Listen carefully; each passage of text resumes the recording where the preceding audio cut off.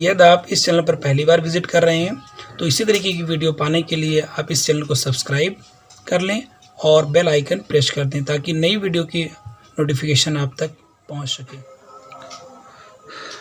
आज हम लोग कक्षा 9 में 5वां चैप्टर देखेंगे, यूक्लिड की ज्यामिति का परिचय। कुछ परिभाषाएं जान लेते हैं, उसके बाद में हम अगली वीडियो में हम इनके प्रश्नों का हल करेंगे। तो इसके कुछ पॉइंट्स हैं, उनको हम पहले नोट कर लेते हैं। जैसे दिया हुआ है शब्द ज्यामिति। पहले हम जानते हैं कि ज्यामिति जो शब्द है वो कहाँ से लिया गया है और इसका मतलब क्या है। तो शब्द ज्यामिति यूनानी भाषा के शब्दों जियो और मीट्रीन से मिलकर बना है, जिसका अर्थ है पृथ्वी या भूमि मापना। यानी जियो का मतलब होता है पृथ्वी या भूमि और मीट्रीन का मतलब होता है यूनानी भाषा में मापना। तो इसका मतलब हुआ कि ज्यामिति का भूमि मापना या पृथ्वी मापना अर्थ हुआ।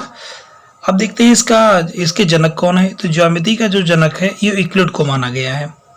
ज्यामिति के जनक को जो है यूक्लिड को माना गया है, जिन्होंने एलिमेंट्स नामक पुस्तक की रचना की, जिसमें कुछ परिभाषाएं निम्नलिखित हैं। अब देखते हैं कि जो यूक्लिड थे इन्होंने एलिमेंट्स नामक पुस्तक की रचना की थी, यानी ग्रंथ की रचना की थी, जिसमें कुछ परिभाषाएं दी हुई हैं। उनमें से कुछ परिभाषाओं को हम यहाँ देख लेंगे। तो सबसे पहली परिभाषा यहाँ है बिंदु क्या होता है, यानी पॉइंट्स क्या होगा। वह है जिसका कोई भाग नहीं होता है। यानी बिंदु क्या होगा, जिसका कोई भाग नहीं होता है। यानी कोई पॉइंट अगर हम रख लेते हैं तो इसका कोई अलग से कोई भाग नहीं कर सकते हैं, उससे पार्ट नहीं कर सकते हैं, तो इसलिए उसको हम पॉइंट बोलेंगे। नंबर 2 पे रेखा यानी लाइन चौड़ाई रहित लंबाई होती है। रेखा के दोनों सिरे बिंदु होते हैं। चौथा यहाँ पॉइंट है कि एक सरल रेखा ऐसी रेखा है जो स्वयं पर बिंदुओं के साथ सपाट रूप से स्थित होती है। 5वां पॉइंट है बिंदु यानी पृष्ठ जो आपका है वो क्या होगा यहाँ पे सरफेस, वह है जिसकी केवल लंबाई और चौड़ाई होती है। छठा यहाँ पे है पृष्ठ के किनारे रेखीय होते हैं। तो इनको सबसे पहले हम लोग थोड़ा सा देख लेंगे कि किस तरीके से इनको हम कर सकते हैं।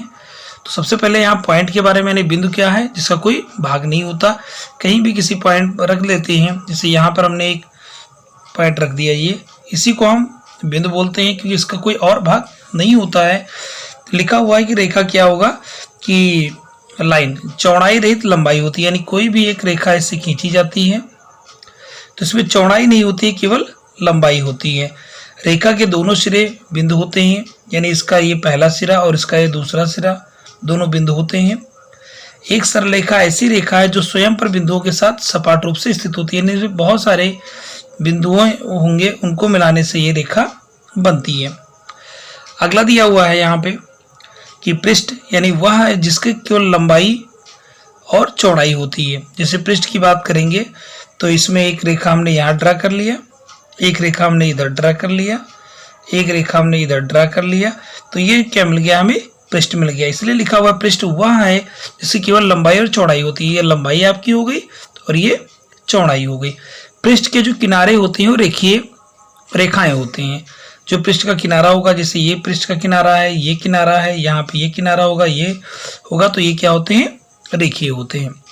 तो कुछ एलिमेंट्स नामक जो किताब थी, पुस्तक थी, उसमें से कुछ परिभाषाएं यहाँ लिखी गई हैं यूक्लिड के द्वारा। चलिए अगला देखते हैं। इसमें यूक्लिड के कुछ अवगृहित और अवधारणाएं के बारे में हम लोग देखेंगे यहाँ पे कि क्या होता है यूक्लिड के अवगृहित और अवधारणा क्या है। तो दोनों में पहले हम लोग अंतर जान लेते हैं कि अवगृहित और अवधारणा क्या है।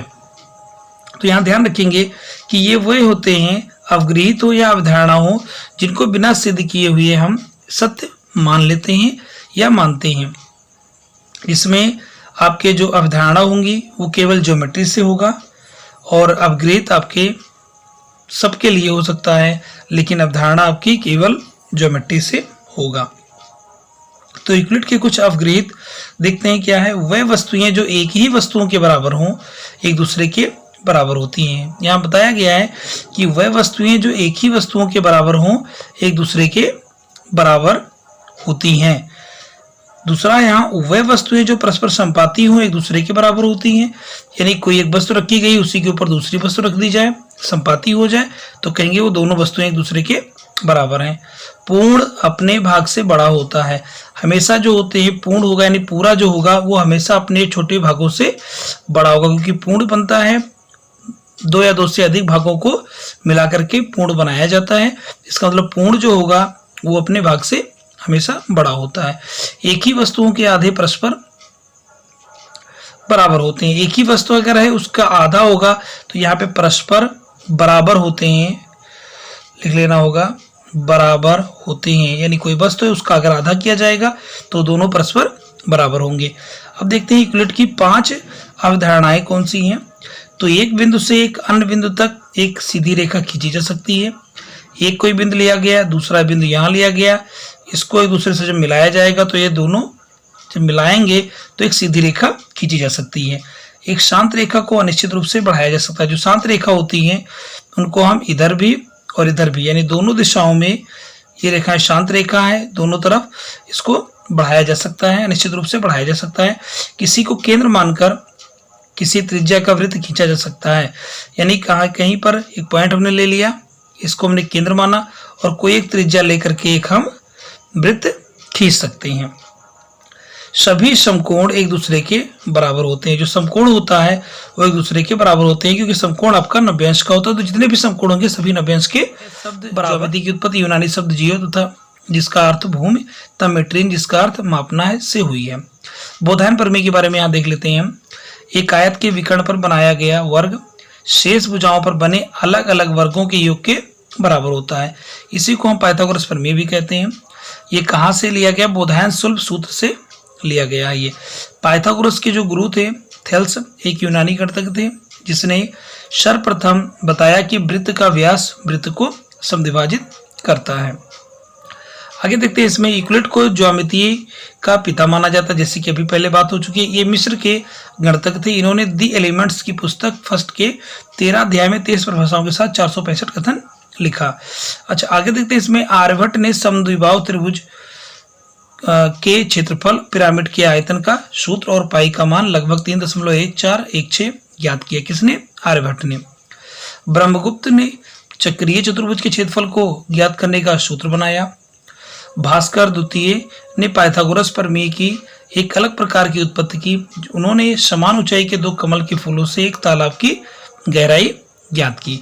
आगे देखते हैं, इसमें बिंदु रेखा एवं तल आधारभूत संकल्पनाएं हैं जिन्होंने मिलकर उस गणित की संरचना की जिसे ज्यामिति कहते हैं। ये तीनों पद अपरिभाषित होते हैं। आगे देखते हैं, इसमें अवग्रहित के बारे में। कुछ ऐसे सर्वव्यापी सत्य हैं जिनको सिद्ध नहीं किया जा सकता परंतु सत्य मान लिया जाता है, ये अवग्रहित होते हैं। इसी तरीके से आगे देखते हैं अवधारणा में क्या होगा। तो आधारभूत ज्यामितीय संकल्पनाएं जो सर्वव्यापी सत्य हैं तथा बिना सिद्ध किए मान ली जाती है अवधारणाएं कहलाती हैं। दोनों में अंतर क्या होगा? अवग्रहित और अवधारणा में कि जो आपके अवग्रहित होंगे वो गैर ज्यामितीय होते हैं, लेकिन आपकी अवधारणा जो होगी वो ज्यामितीय होगा। किसने बताया इसको? यूक्लिड ने बताया। तो इस तरीके से इस चैप्टर के बारे में पहले हम थोड़ा सा देख लिए हैं। अब हम अगले वीडियो में इसके प्रश्नों को हल करेंगे और देखेंगे। इसके में कुछ महत्वपूर्ण पॉइंट भी है, इसको आप वीडियो को पॉज करके नोट कर लीजिएगा। आगे हम प्रश्नों को हल करेंगे।